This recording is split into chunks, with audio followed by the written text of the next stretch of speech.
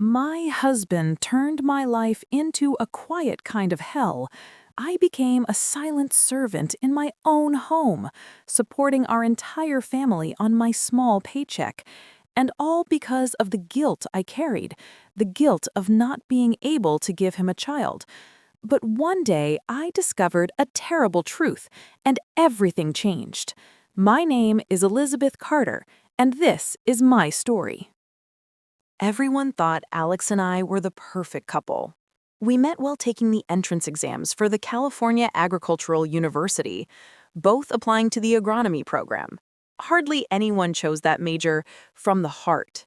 Most students were there because their parents pushed them into a stable business path, or because they didn't score high enough for law school or med school.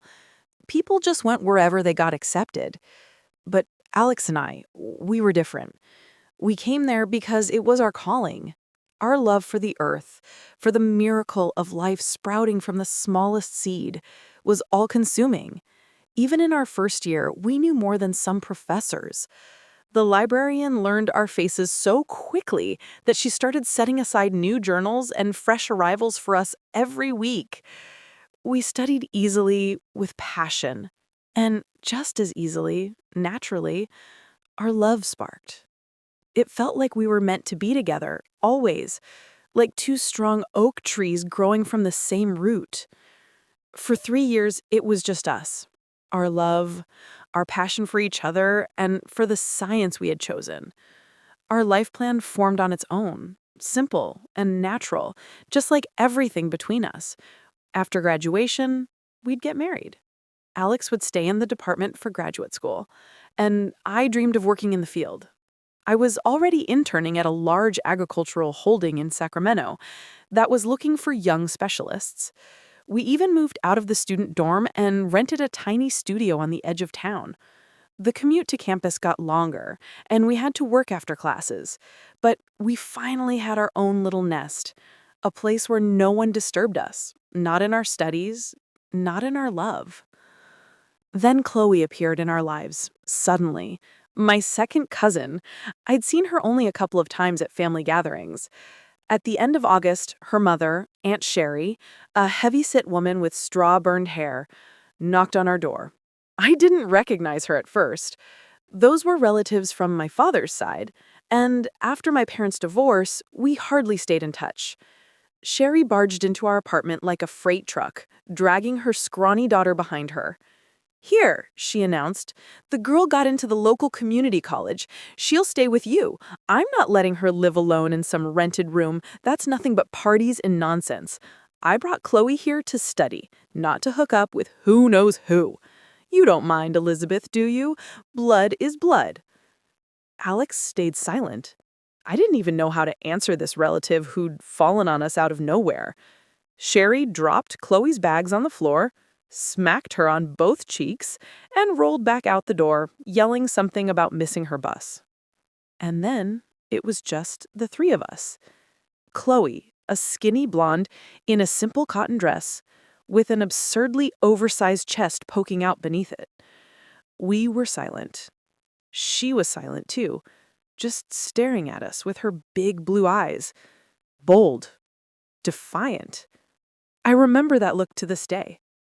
Chloe turned out to be very beautiful. Once she washed off the road dust, blow-dried her hair, and put on tight jeans with a thin strap top, it felt like a young Marilyn Monroe had stepped into our home. But her manners, she had none. She never cleaned up after herself, used my makeup and clothes without asking. And 3 months later, I came home early. My last lecture had been canceled. And I saw that same look again, that same bold defiance. Only this time, she was lying naked on our couch, and beside him, sleeping peacefully, was my Alex. I packed my things in silence, clothes, a couple of books, my makeup bag. Alex was breathing calmly.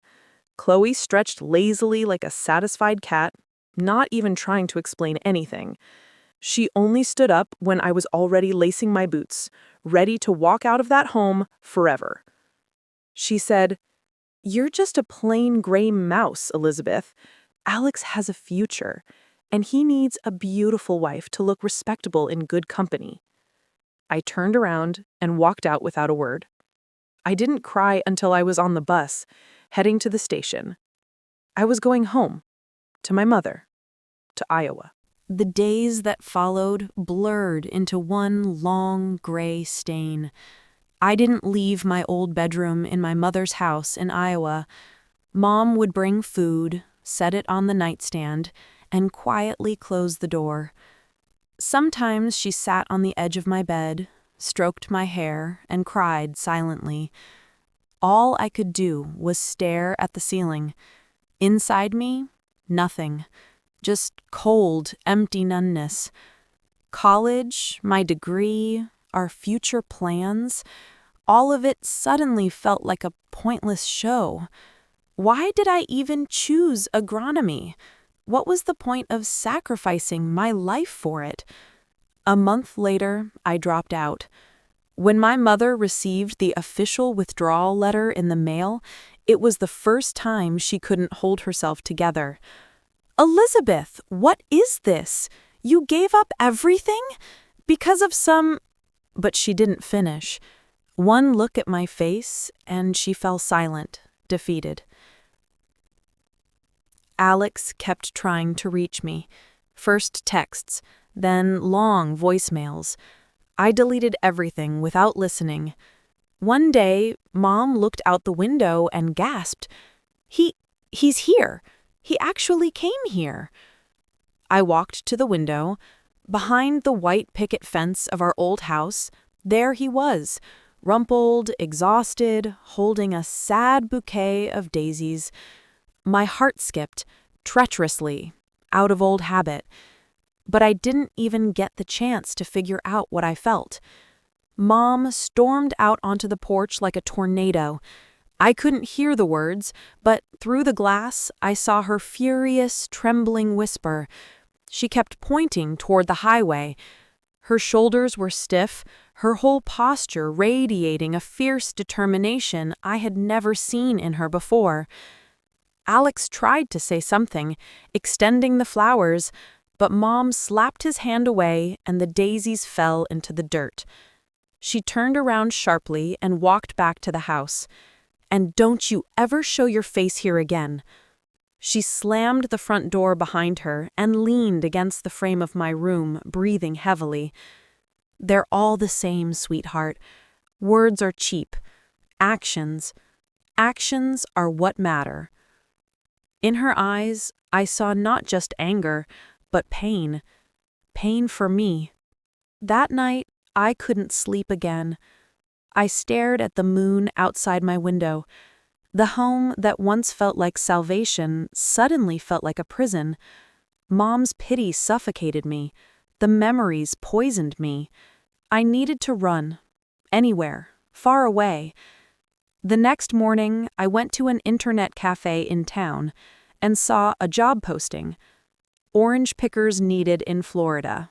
Pay and housing provided. That was it. A sign.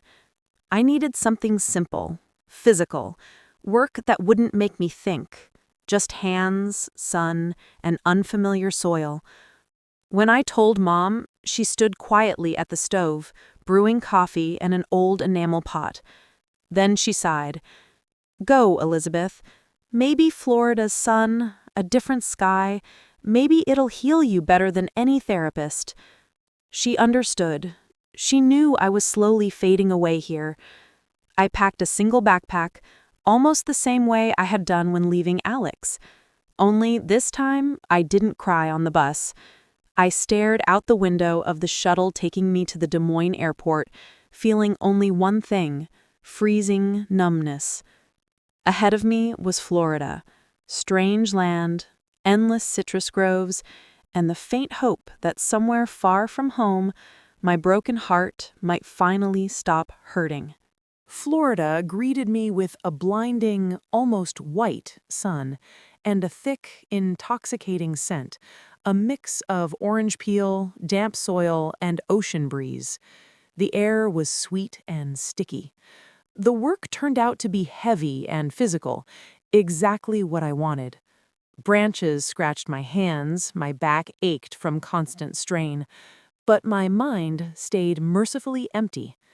There was a strange kind of catharsis in that. I worked alongside cheerful Mexican guys and girls, and a few workers from Eastern Europe. In the evenings, they invited me to join them, to a small diner on the edge of town, or even to the ocean, which was an hour's drive away. I always refused.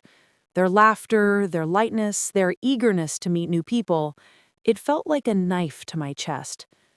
I returned to my tiny room in the workers' dorm, made myself tea, and stared through the window at the darkening palm trees. I was building walls around myself, and behind those walls, I felt safe. And then I ran into him. Literally, I turned a corner near the packing facility with a heavy basket of fruit and nearly fell over. A strong hand caught my elbow just in time. "I'm terribly sorry, miss. That was entirely my fault." Before me stood a tall man dressed in expensive but practical clothes, khaki and a simple polo. He didn't look anything like a local worker. Light hair, piercing blue eyes, soft lines of age near the corners. He had to be at least 40. His English had that crisp, polished New England sound. His name was Jonathan. He was from Connecticut, in Florida on business, supplying high-end grocery chains in New York and Boston with organic products. Our accidental encounter at the packing facility repeated itself several times. Before long, he started coming on purpose to buy me a coffee and properly apologize. Jonathan began courting me. At first, simple conversations, then lunch invitations, flowers. He was persistent, but not intrusive, gentle. There was strength and calm in him, the kind of stability my shattered world desperately lacked. One evening over dinner, at a small restaurant overlooking the bay, he shared more of his story. I learned that he'd been widowed 3 years earlier. His wife had been sick for a long time, and he cared for her until the end. Back home in Greenwich, he had 2 teenage children, a son and a daughter, whom he spoke about with a quiet, controlled tenderness. But I stayed guarded. My heart, burned by betrayal, froze at the thought of letting anyone close again. I thanked him politely for the coffee and slipped back into my shell. Everything changed because of one message. It came from a former classmate I occasionally kept in touch with. A simple text, short and sharp as a knife. "Elizabeth, did you hear? Alex married Chloe. She's pregnant. Small courthouse wedding. No one was invited." The world didn't flip upside down. It simply turned to dust. The last ghostly shred of hope, the one I didn't even know still lived deep inside me, evaporated. He hadn't suffered. He hadn't looked for me. He was building a new life with the woman who had stolen my old one. That same night, Jonathan invited me to dinner again. And this time, I didn't say no. I put on the only nice dress I owned and walked out the door feeling less like a living woman and more like a marionette, moved by cold rage and despair. He was as attentive as always. He talked about his children, about his home in the suburbs of Greenwich, about how empty life felt without a woman's warmth. Then he took my hand and said, "Elizabeth, you're beautiful, intelligent, and strong, but there's pain in your eyes. Let me take care of you. Marry me. Come with me to Connecticut." I looked at him, this handsome, successful man offering me a way out, a rescue, not running to Florida to pick oranges, but to a new life, a real life, a secure one, far from everything that had hurt me. "All right," I said, my voice sounding strange and distant even to myself. "I'll marry you." He smiled, his eyes lighting with happiness. He lifted my hand to his lips. "You just made me the happiest man alive. But I want to be honest with you. I'm already a father, and my children mean the world to me. But I want a bigger family. I still dream of more children, of children we could have together. I looked at him, and I didn't see Jonathan. I saw Alex, building a life with Chloe and their unborn child. And I realized that marrying Jonathan was going to be my revenge. Quiet, cold, desperate revenge. I agree, I repeated firmly. I want children too. I sold my future to punish my past. And at that moment, it felt like the only price that made sense. Connecticut greeted me not with sunshine, but with a low, gray sky and a cold autumn rain. The idyllic suburbs of Greenwich, the neat colonial houses, the immaculate lawns, felt like scenery from someone else's dream. Perfect, but lifeless. My marriage to Jonathan turned out not to be salvation, but a new form of captivity. The walls of our beautiful home, the fireplace, the panoramic windows, felt tight and suffocating, because the real barrier wasn't space. It was the silent, growing misunderstanding between us. Language wasn't the issue, but I felt like a stranger in this world of muted colors and flawless manners. Jonathan, who was so kind and attentive in Florida, didn't rush to help me adjust. "You'll get used to it," he said, flipping through financial reports. "All wives feel a bit out of place at first." The children, 16-year-old Emily and 13-year-old Jacob, met me with open hostility. To them, I was an intruder, an outsider, threatening the memory of their mother. In response to my cautious smiles, I saw only cold, distant stares. "My mom cooked differently," Emily would say, pushing away the dinner I had worked so hard to prepare. Jonathan didn't defend me. If anything, he seemed to forget all his promises to take care of me. He became strict, frugal, calculating. Money for household expenses came in small portions, each dollar requiring justification. "This isn't Florida. We keep track of spending here," he'd remark. All the domestic work, cooking, cleaning, laundry, fell squarely on my shoulders. I wasn't a wife. I was an unpaid housekeeper with an uncertain status. But somewhere deep inside me, beneath the loneliness and the rising sense of injustice, the same inner steel woke up, the one that once helped me walk away from Alex. I didn't give up. I didn't just adapt. I studied this new world of upper-middle-class life. I spent hours listening to local radio, watching the news, learning the cultural cues and topics people here cared about. I realized something. Words didn't work with the children.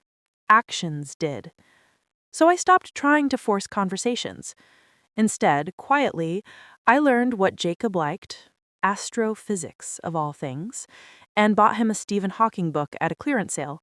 And Emily. One day she found me knitting and unexpectedly asked if she could teach her.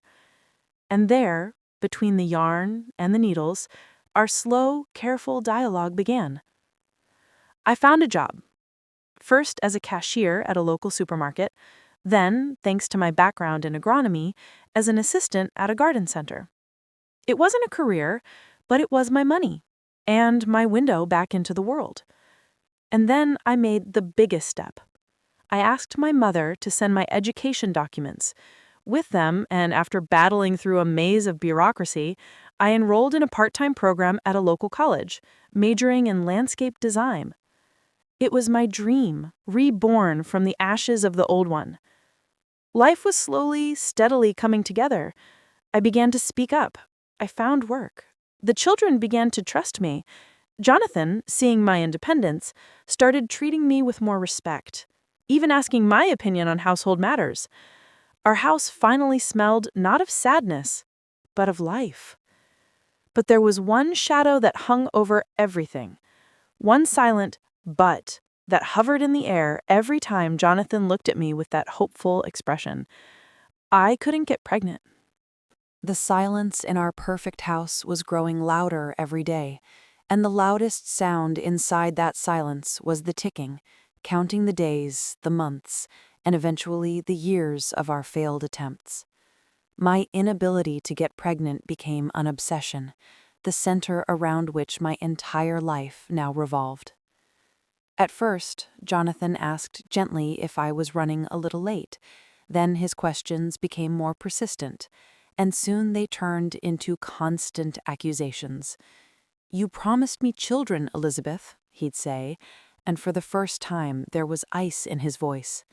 "I married you to build a big family, and what do I get?"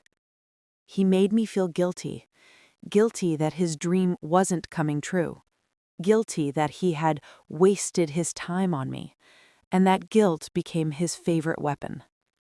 I spent all my free time and all my money on doctors. I saw every specialist in Connecticut and New York. Endless tests, humiliating procedures, hours in the waiting rooms of expensive clinics, and when traditional medicine gave up, I turned to alternative healers, homeopaths, herbalists, even a woman who claimed to remove curses for a ridiculous amount of money.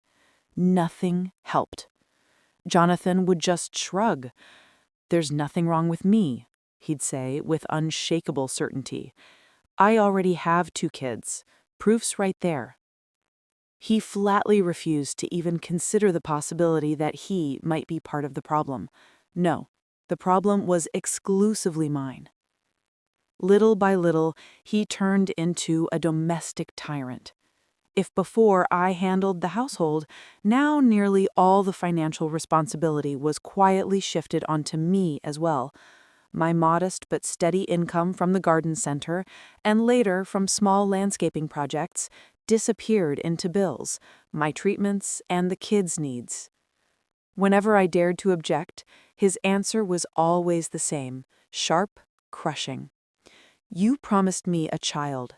You lied. Now be useful." I felt trapped in a debt I never took, but was somehow expected to repay. In total despair, after exhausting every option, I went back home to Iowa. When my mother saw me, she gasped. I was so thin, so drained. I made an appointment with a well-known gynecologist in the state, an older doctor who had been practicing since the 80s. She carefully reviewed all my American test results, examined me, and finally looked at me over the rim of her glasses. "Honey, you could enter a beauty pageant tomorrow. You're perfectly healthy. You could get pregnant from a man's glance, let alone—" But her words brought me no relief. They only tightened something painful inside me. If I was completely healthy, why wasn't anything happening? It meant the problem wasn't in my body. It was somewhere deeper, in my mind, my soul, poisoned by old wounds and fears. Maybe Alex and Chloe's betrayal had killed something in me, something essential, something maternal. Maybe I myself was keeping new life from entering my world, shutting the door with all my unspoken pain. That thought was more terrifying than any medical diagnosis. You can fight a health condition, but how do you fight the ghosts of your past? How do you learn to trust the world when it has already shattered you once? With nothing resolved, with an even heavier stone in my chest, I returned to Connecticut. I went back to the house, where a disappointed husband was waiting, and now I knew with absolute clarity I had failed him. I was defective, broken, and for years I had made him hope in vain. And I would have to look him in the eyes, knowing I was nothing, a hollow place where a child should have been. Suddenness was the one spice our predictable, painfully orderly life had never tasted. And suddenly, someone dumped that spice on us by the handful. The doorbell rang as if someone was trying to break it. I opened the door and froze. A tall woman with blazing red hair stood on the porch, wearing a bright haute couture dress draped in designer bags and parcels. She sparkled like a Christmas tree. "All right," she boomed, marching in without waiting for an invitation. "Where are my favorite nieces and nephews? "Jonathan, where are you hiding? And you must be Elizabeth." This was Marcia, the sister of Jonathan's late wife. She had flown in from Seattle like a force of nature. When Jonathan appeared in the hallway, his face darkened instantly. Clearly, this visit was the last thing he wanted. But Marcia couldn't care less. She swiped into the house like a hurricane, bringing loud laughter, expensive perfume, and a wild, unstoppable energy. The kids, usually so guarded, practically climbed onto her. She brought mountains of gifts, told them hilarious stories from her travels, and within hours achieved something I hadn't managed in years: their genuine, carefree laughter. With me, however, she was polite but distant. I caught her quick, evaluating glances and shrank inside. I felt like she saw me as an unworthy replacement for her sister, a pathetic imposter. So I tried to be invisible, cooking, cleaning, serving tea like a well-trained maid. For several days, Marcia filled the house with chaos and warmth. She teased Jonathan mercilessly, and he snapped back, grumbling under his breath. The atmosphere grew tense, but alive. More alive than it had been in a long time. Then, Jonathan left for a 2-day business trip. The kids went to bed. The house finally grew quiet. And I felt a wave of relief. But not for long. Marcia appeared in the kitchen holding a bottle of top-shelf bourbon and 2 shot glasses. "Sit," she said casually, though her tone had a sharpness to it. "Let's talk." A chill ran down my spine. I sat across from her, feeling like a schoolgirl summoned to the principal's office. She poured the golden liquid, clinked her glass against mine, and downed it in one big gulp. I followed her lead, the burn spreading through me, giving me a bit of courage. "Listen, Elizabeth," Marcia began, fixing me with a piercing stare. "I've been watching things here for a few days, and honestly, I'm horrified. What is this show you're putting on? At first I thought you were the maid.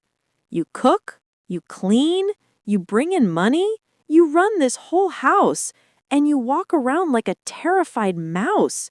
What is this? The 19th century? American women didn't fight for their rights so someone could live like this. Are you seriously groveling at his feet?" Her words burned hotter than the bourbon. I lowered my eyes, and something inside me cracked open. All my pain, my despair, my guilt came pouring out in a messy, desperate confession. I told her everything: my promise to give Jonathan a child, the years of trying, the doctors, the humiliation, the money wasted, the self-hatred, the crushing guilt of having failed him. I expected her judgment, but instead, I saw confusion on her face, confusion that slowly morphed into deep, simmering anger. "Wait, wait." She raised her hand to stop me. "You're telling me that he made you believe this was your fault?" I nodded, unable to speak. Marcia exhaled sharply. Her eyes hardened. She poured us another round, her hands trembling slightly. "Elizabeth," she said, cold and razor-sharp, "my dear brother-in-law is a master manipulator. After Emily was born, my sister begged him to get a vasectomy for medical reasons. The delivery nearly killed her. They couldn't have more children. And he had the surgery more than 15 years ago." I went completely still, unable to move, unable to breathe. The words of that elderly doctor in Iowa, "You could get pregnant from a man's glance," echoed in my head like a curse. "He knew," Marcia whispered, fury flickering in her eyes. "He knew from day one that he couldn't have more children. And he used your guilt to turn you into a compliant little servant." I stared at the empty glass in front of me. Inside, there was no anger, no tears, just a deafening, all-consuming void. The void of realizing that all these years, I had been paying for someone else's lie. And the man I called my husband was not just a stranger, he was my jailer. That night, after my conversation with Marcia, I didn't sleep. But for the first time in years, there was no pain inside me, no despair, only a cold, clear fury. A clean, healing kind of fury that burned away all the lies I had bent myself around for so long. In the morning, I called Jonathan and told him we needed to talk immediately. He came home looking irritated, like someone had pulled him away from something far more important. I waited for him in the living room. Marcia sat beside me, like a guard. The kids were in the next room, the door slightly ajar. "Well, what now?" he grumbled. I didn't raise my voice. My tone was quiet. Steel. "Jonathan, I know about your vasectomy. I know you had it done 15 years ago." He froze. His face went pale, then flushed red with rage. He shot a murderous glare at Marcia, but she only lifted an eyebrow, daring him to deny it. "That's nonsense." "You're seriously believing this hysterical woman?" "I believe the medical documents she found in the clinic archives," I said calmly. "And I believe the facts. I'm healthy. We have no children. You lied to me all these years. You used my grief to turn me into your housekeeper and your personal ATM." That's when Emily stepped into the room. Her face was twisted with disgust. "Is that true, Dad? You blamed Elizabeth all this time, knowing it was your fault?" Jacob stood behind her, looking at his father with a disappointment, far more painful than anger. In that moment, Jonathan's defenses collapsed completely. He didn't just lose me, he lost the respect of his own children. The court process was fast and decisive. The lawyer Marcia recommended was nothing short of brilliant. Marcia's testimony, the kids' statements, the financial records proving I had supported the family for years, the medical certificate, it all formed an unbreakable wall. The judge was firm. I received significant financial compensation, not only as the deceived party in a marriage built on lies, but also for emotional damage and for the years I served as the primary provider. When everything was over, I stood on the courthouse steps. Marcia stood beside me, her arm around my shoulders. Emily and Jacob were there too, now looking at me not as an outsider, but as someone who had survived the same darkness they had. I held the court ruling in my hands, and for the first time, my bank account showed freedom, real freedom, but along with it came a deep, overwhelming exhaustion. "What will you do now?" Marcia asked. I closed my eyes and inhaled deeply, and for the first time in years, my soul held no obligations, no guilt, no unpaid debts, only silence, and one single clear desire. "I want to hear the ocean," I said softly, "and smell the orange trees again. I'm going back to Florida, not to pick fruit, but to live. For the first time in a long time, just live." I bought a one-way ticket. My journey through hell was over. Ahead of me was only myself, the warm sun, and the sweet, intoxicating air of freedom. The Florida sun was just as gentle as it had been years ago. I rented a small apartment overlooking the ocean and found a job as a landscape designer at a local firm. My knowledge finally had real purpose. I was creating beauty, not running from pain. One evening, I wandered through the same orange grove where I once came seeking salvation, the scent of blooming trees mixed with the salty breeze, and for a moment, everything felt whole, complete. And then I saw him. At first, I thought it was a mirage. A tall, slightly stooped silhouette, a familiar profile. He stood there, staring at the trees, lost in a kind of tired contemplation. It was Alex. My first instinct was to run, turn around and leave without looking back. My heart pounded painfully, an old, familiar ache. But he had already noticed me. His eyes widened in disbelief. "Elizabeth?" he said softly, as if the vision might vanish. "Is that really you?" I nodded, unable to speak. "Please, don't go." He took a step toward me, and in his eyes I saw the same pain I once saw in my own reflection. "Let's just have dinner. As old friends. Just one dinner." There was something in his voice, not just pain, but pleading, that made me agree. We sat in a small oceanfront restaurant. For a long time, we were silent. Then we ordered food, and finally, staring off into the distance, he began to talk. His voice was steady, but each word carried years of buried torment. "I came home early that day. You were supposed to be in class. Chloe insisted I drink some herbal tea, said her grandmother made it, that it was energizing. I only drank it so she'd leave me alone. And then, I don't remember anything, Elizabeth. Nothing. I woke up with a terrible headache and you were gone, your things packed." He told me he had tried to find me, called, came to the house, but my mother threw him out before he could say a single word. "I fell into a depression," he admitted. "I almost got expelled. And Chloe, she was always around, hovering, comforting. And in that fog, I didn't even notice how we ended up living together. Then she announced she was pregnant and demanded we get married. I just drifted along, thought that since I'd already lost you, nothing mattered anymore." He paused, turning the wine glass in his hands. "And then the baby was born." His voice cracked. "He was mixed race. Clearly the son of some African-American guy from her college.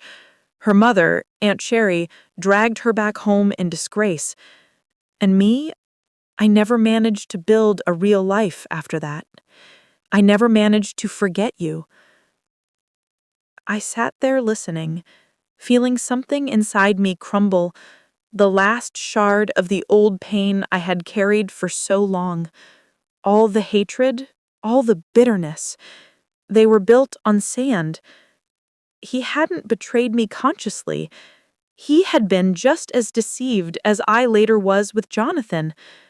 We had both been victims, both pawns in someone else's lies. I didn't tell him about Jonathan, not that night. Instead, I just looked at him, this man from my distant past who suddenly stood here in my present with a soul scorched just like mine. "I couldn't forget either, Alex," I said softly. "It's just, my memories were poisoned. But now, I think I finally see the truth." We stepped outside, and the warm Florida night wrapped around us. We were two lonely ships, finding each other after a long storm on a quiet shore. And what would come next? We didn't know. But for the first time in years, my heart felt no fear, only a quiet, cautious hope for a miracle. 2 years have passed. 2 years in which life somehow made a full circle, only to finally straighten itself into a clear, bright line. Alex and I didn't rush back into each other's arms. There had been too much pain, too many lies between us, too many years spent believing the wrong version of our own story. At first, there were long conversations, Hours spent over coffee in that same trattoria where we met again.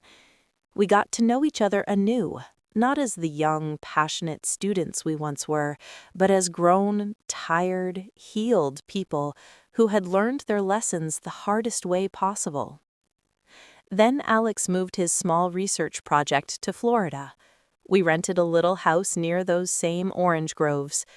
Nothing fancy, but it had a garden, and for the first time in my life, I could use my landscape design skills not for work, but for joy. Sometimes we have visitors. Loud, irreplaceable Marcia arrives with the kids, Emily and Jacob.